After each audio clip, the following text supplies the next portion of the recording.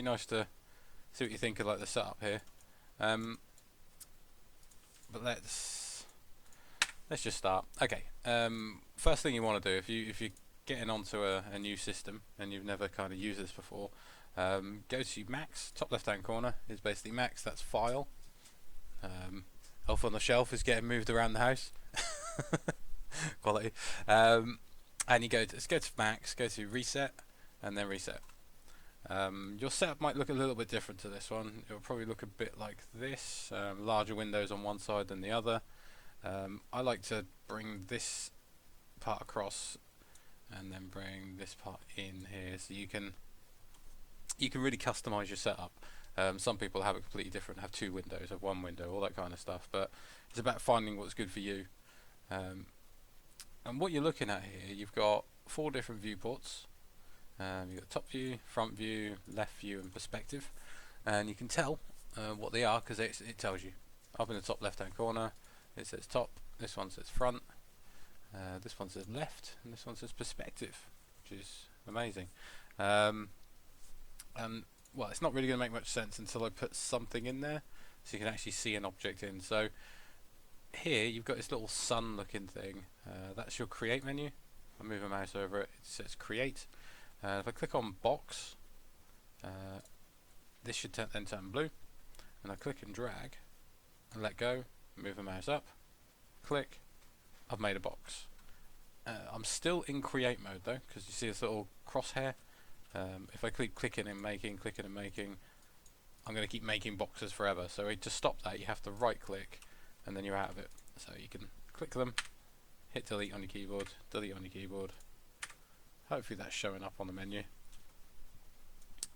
And yeah, so what you can see, so I've got this box. If I left click it to select it, you can see it in the different viewports now. I might just change its colour so you can see it a bit better. Quite like a red. Nothing shows up a bit nicer.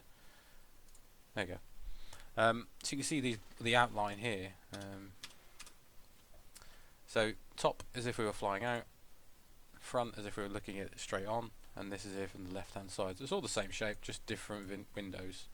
How I'm panning the camera, I'm holding down the middle mouse button, and I'm doing that. Just moving it around, and what's quite nice is that it's context sensitive, so wherever I move my mouse, it's doing it. So there you are. And to rotate, you hold Alt and you scroll and you move your middle mouse button around as well, if that's useful. Let me just try something, one sec.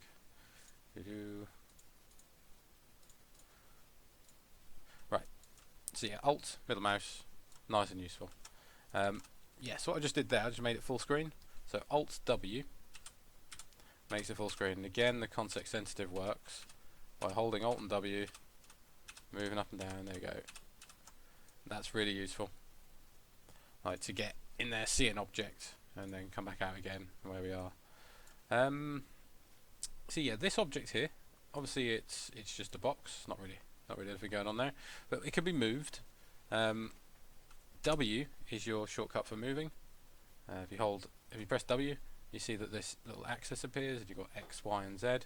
I can click and drag and move it across the axes, and then Z up and down. If I want to undo, just Control Z as usual. So I can move it all around. If you want to know where a thing is in space, if you press F12, so hit the object, press F12, it tells me where it actually is. So you can see its values here. So we've got absolute world. Its X is at 2, its Y is at -5, its Z is at 0. So good thing to do is zero an object off. So put it all to zeros, and then you know it's dead in the middle. There it is. Alt W, you can see it there. It's a box, amazing.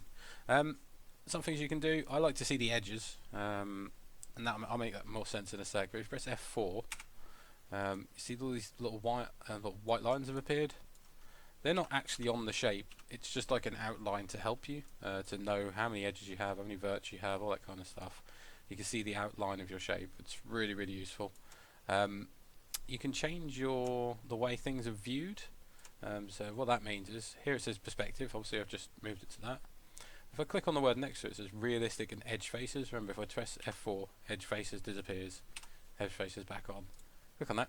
If I go to shaded, what that does, it might not really help in this. If I go realistic, realistically trying to get these shadows going, and see that shadow there? If I switch it to edge face, so to shaded, everything sort of goes a flat colour. You don't get this annoying shadow it will try and do. It's got I much prefer shaded. You've got constant colours, which no shading at all. And now I can hear the Fallout music. Which is cool. And you've got solid shift shaded there. You've got wireframe, which is really useful. If you want to see like through your shapes, you can see your wireframe. You've got stylized stuff. Some people like this. You've got like graphite or coloured pencil. Ooh, I think it looks a bit tacky, really. Clay. Where's that one gone? There it is. Make it all look like clay. It's okay. Looks nice, but it doesn't come out like that. You know, it's not how you actually texture it. So I'll just go with shaded and edge faces. There you go. Your grid as well at the bottom. That's trying to help you sort of put it in the world. You can turn that on and off by pressing G. Again, it's useful sometimes, not so useful on other times. We'll leave it on for now. And yeah, you've got all these different shapes that you can put on. So we can move it, as I said. E, or up here, so you got this is move, which is W. E is rotate, or the button next to it, select and rotate, and R is scale. So W, E and R, really easy shortcut to get to. W, E, R, just get used to sort of flicking between those, because you're going to be doing it like 1,000 times. So W for move, E for rotate. I know it doesn't make sense, R should be rotate, it makes sense, but there you go. And then you can start rotating. And what you'll see is values, and that's degrees. Yeah. Rotation is a pain. Undo. I would always say rotate with a snap on, and that's this little angle snap up here. So if you've got your snaps, you've got a movement snaps, angle snap. If I click this button here, and then I start rotating now, what you should see, it's not frame rate going bad. It's actually going in 5 degree angles every time I spin it. So that's really useful. One thing I'd say a lot of you start getting used to is like have a notepad next to you, or a Word document open or whatever, and start writing down things like this box is this by this is this by this, because it really helps you later when you go back to remake something, or if you want to make a fresh version of it. You've already got like most of the groundwork done just by having the shapes correct. So that's your rotation. Oops, undo if it all goes wrong. And then R scale. Then scale, we can squash and stretches on. So you've got different types of scale. If I click and hold on here, it's a bit like Photoshop if you're used to that. When you click and hold to get extra, click and hold. You've got your different types of scale. This is the normal one. And there you go. You can scale things up, squish things in and out. It's amazing. It is amazing. It's really cool. Different scale tools. And then yeah, put it back in the middle. If you want to be more precise, well, actually no. If you're doing this, playing along, or you know wanting to do this in your own spare time, what I'd say is here's a box. So let's try a cone. If I do my cone, bring that up. So what I've done there, I do the radius, let go, bring up by the height, click, and then I'm doing so how much the cone actually goes in and out then, so I can make it go right to a point, slightly out, really sort of weird. So I'll have about there. And again, remember you got to stop, so you right click to stop making. And what you'll see, because we've got this edge faces on, we'll see all these faces over here. Like, what are all these things? So it's all this detail which you didn't even know. If I press F4, it just looks like that. Yeah. These are like everything. Yeah, they're all the detail you need. We've got sphere. So if I click and drag on that, that's a real simple one to make. It's a sphere. And again, F12, I can move it where I want. Geosphere. There's a different type of sphere. This one's made of tris, this one's made of quads. We'll stick with the quads one, but they both do different things. You got cylinder. Again, click it, drag it. There you go. Nice simple cylinder. Tube. You kind of get your perimeter for it, and there you go. You get your outline there. Very cool. Torus. Donut, basically. Pyramid. You do your base, bring it up. I'd say play about with all these. Teapot is like a throwback. It's not a bad starter actually, or random teapot. plane isn't an aeroplane. I wish it was. That'd be really cool. There's an aeroplane button. It's just a single sheet. Think of it as like a piece of paper. And then text is text. We'll get rid of that. But play about with some of these. Get some basic shapes in there, and you'll see kind of. Brilliant. People are watching. There you go. You'll see sort of the different shapes, what they can do, how they can be useful, all that kind of stuff. What's going on here? That's fine. Yeah, so one thing you can do though, instead of just rotating and scaling, so you've got your rotate, you've got your scale, we can actually get into detail quite a bit before we do anything really fancy. And that's on the next menu here, which is this little blue one. It says modify. Click on that. And what you've then got, you've got the ability to change things like the length and the width with actual values. And this is what I say about getting an actual a notepad or some kind of piece of paper down, because this might be your brick. You know, that's going to be 4 high by 15 across, and the length might be 10. Cool. You know, knowing that really helps. Like, what is that value? What is that thing? Let's change that again to 15. Let's change that to 5. There you go.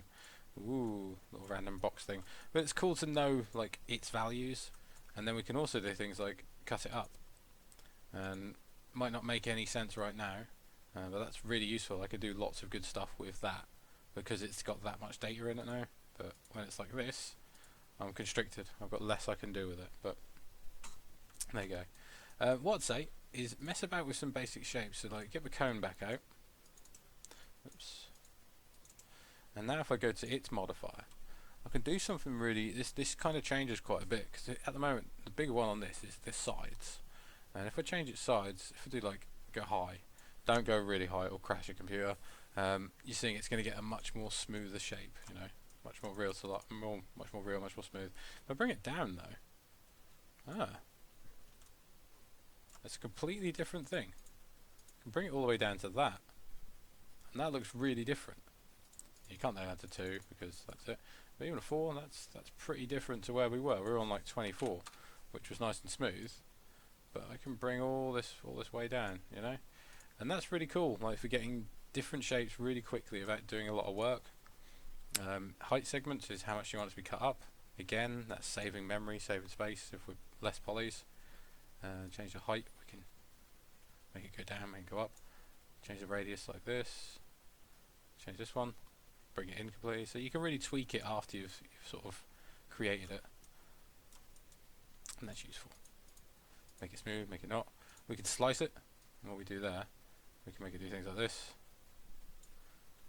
Again, it's Pac-Man. For doing very little, you know, actual technical stuff, we're doing some quite powerful things, which is really cool. Again, we'll do like the sphere. The sphere is a really useful one, really nice one. Again, we can change the segments, make it look completely different. No Man's Sky. Woo. You know, it can be a completely different shape, or just something a bit more lower poly. Well, you know, you don't want anything that detailed, so you go a bit lower. That's fine. Great. Hemisphere. We'll do this. You can cut it up. Still attached at the bottom. Very useful. And again, with a slice, you can bring that around here. Let's try another one. What's another good one? Tube. Tube's quite fun. Again, you can do sides. You can make a very different type of tube.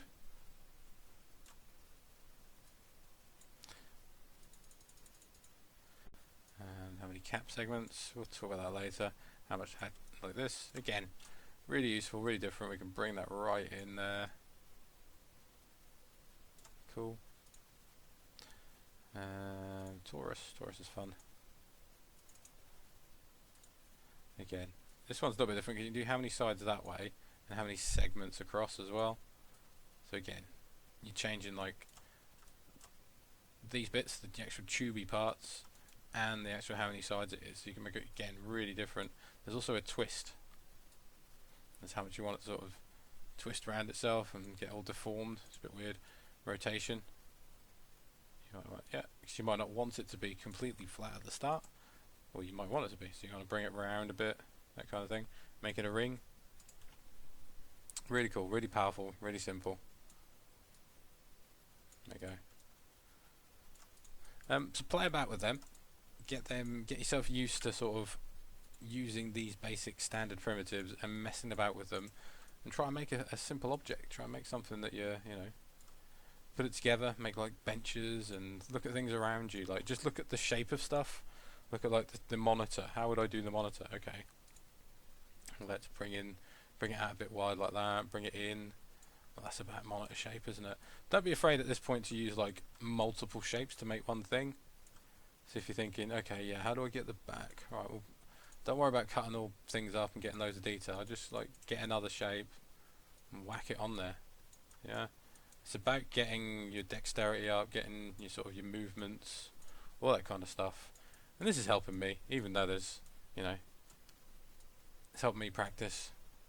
Hopefully helping you guys as well.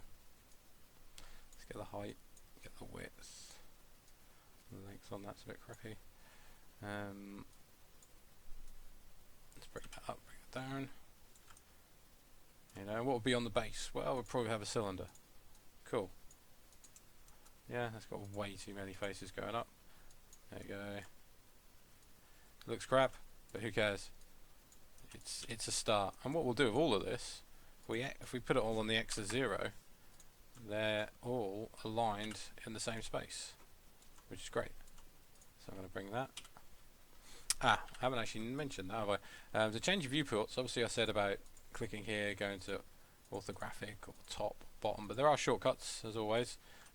P for perspective, T for top, L for left, F for front, all that kind of stuff. So back to P, there you go, move it around.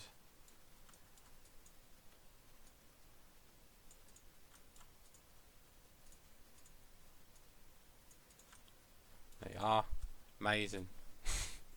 Not so much, but you know, it's all a bit of fun. You know, it's all just trying to get yourself used to using shapes, creating different things, and just having some fun with it. You know. So yeah, where do I go with this then? Well, I think I'll leave that there for this bit. Have a practice with it. Like look around the room, look around wherever you are, and sort of just make stuff. You know, give it a go.